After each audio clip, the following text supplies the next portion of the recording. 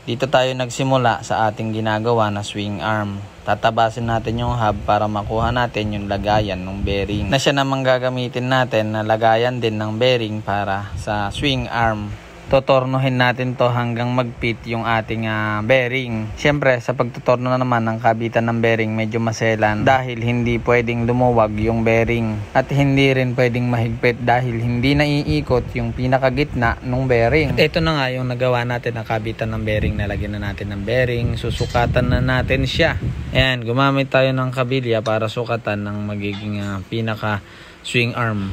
Hindi kasi natin pwedeng basta na lang tabasin yung ating aluminum at may kamahalan yung shafting na aluminum. Kaya hindi pwedeng may nasasayang na materyales.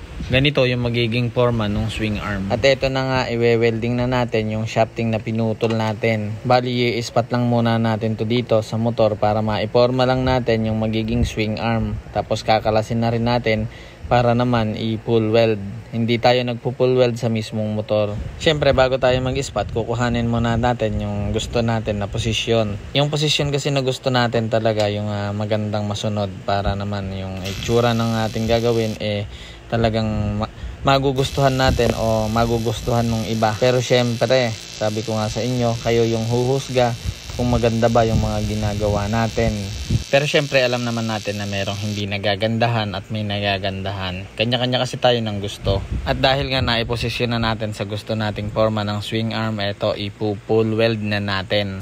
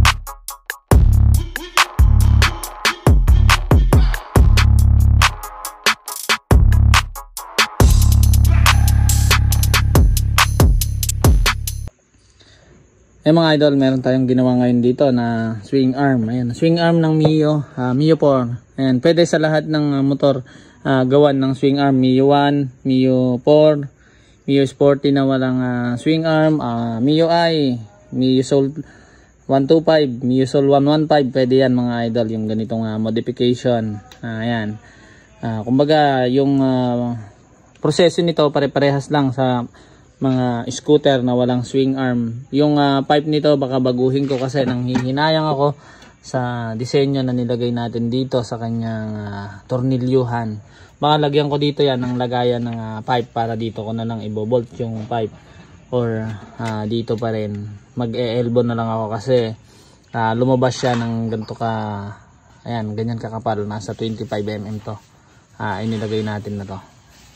Ayan. Ayan, kaya na humusga mga idol kung maganda o hindi itong ating ginawang swing arm. Ayan o. Ito nga pala, shafting to, walang butas. Shafting.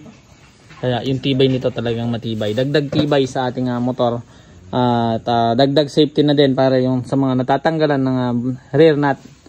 Ayan. Ito kasi motor na to mga idol. Natanggalan ako ng rear nut dito dati sa may Santa Rosa. Yung stock na rear nut niya natanggal. Ayun, lumabas yung mags. Kaya ito dati ay may mga ayan, yung gas-gas na yan.